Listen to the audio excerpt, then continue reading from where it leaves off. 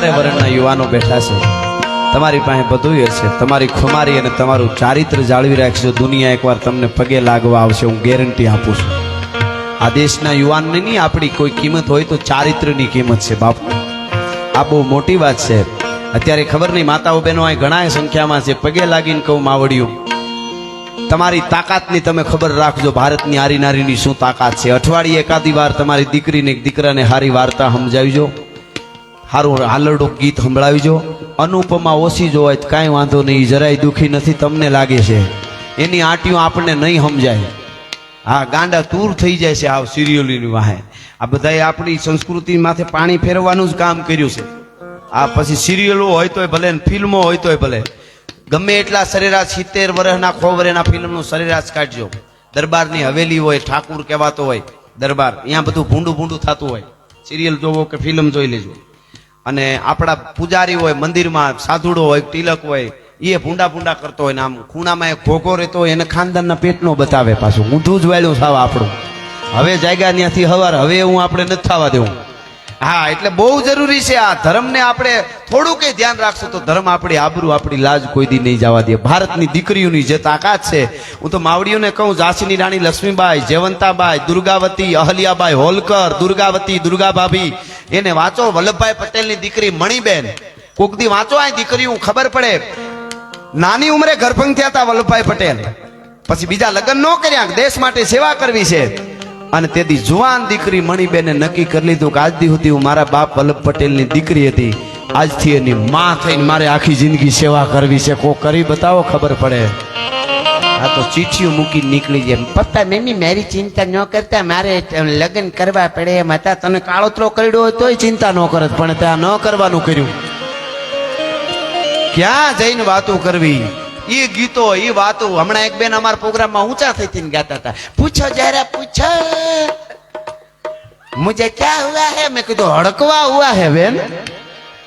અમારા પ્રોગ્રામમાં કીધું રેવા દો, આ પરંપરા આપણી અદ્ભુત છે, એનું ધ્યાન રાખજો. પોતાના ને પોતાના બાપ વલ્લભભાઈ પટેલના લુગડા મામા વણીને હાથે વાતો કરવી બહુ હેલી હો.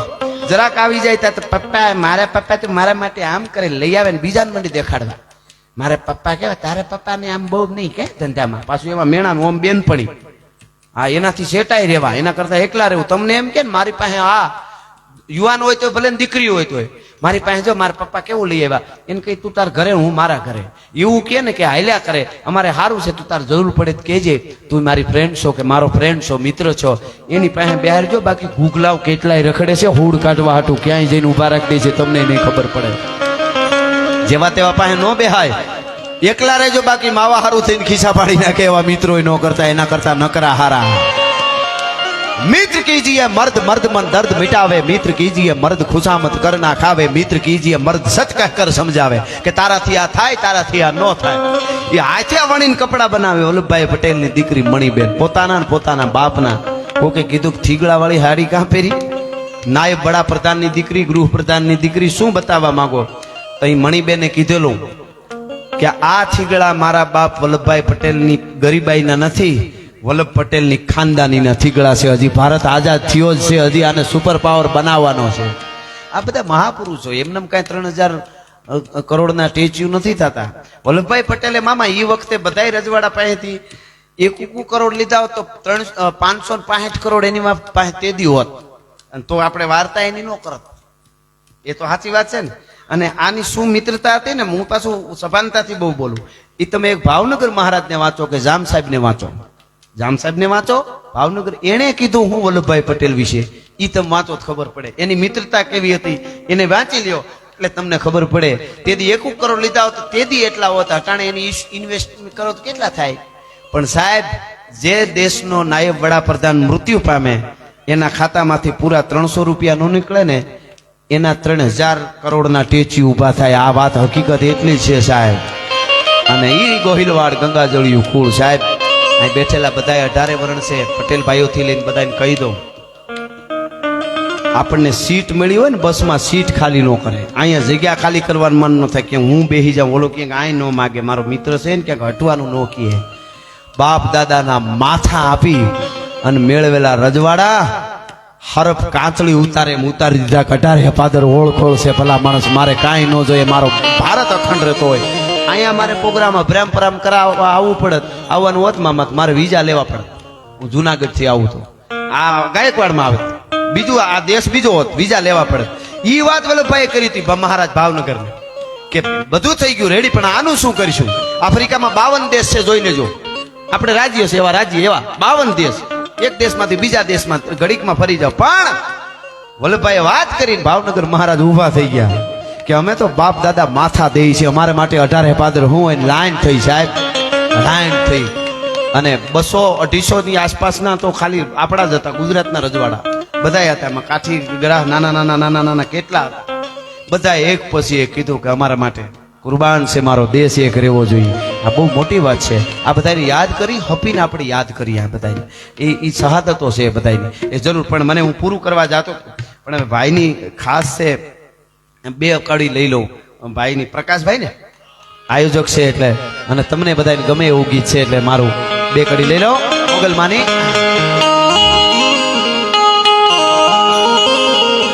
કે મોગલ મારે મારી મોગલ માં તારું તારું જગમાં થાતું બાકી બધી વાતું રે મારી માવડી રે મોગલ મારે મારી મોગલ માં તારું તારું જગમાં થાતું બાકી બધી વાતું રે મારી માવડી રે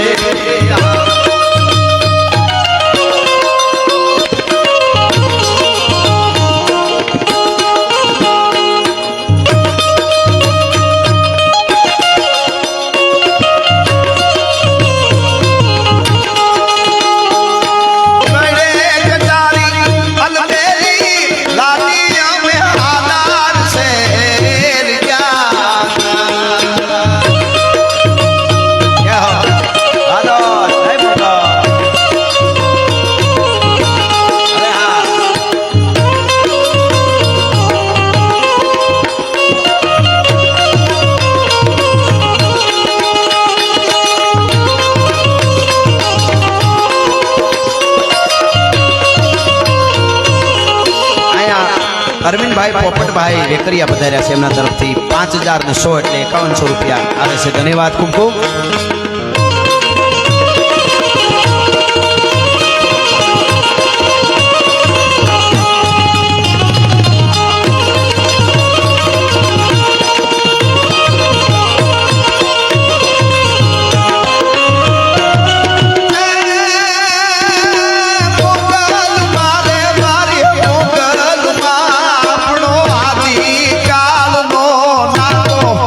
સોરુની વાતો રે મારી માવડી મોગલ મારે મારી મોગલ માં આપણો આદિ કાલનો નાતો આ સોરુની વાતો રે મારી માવડી રે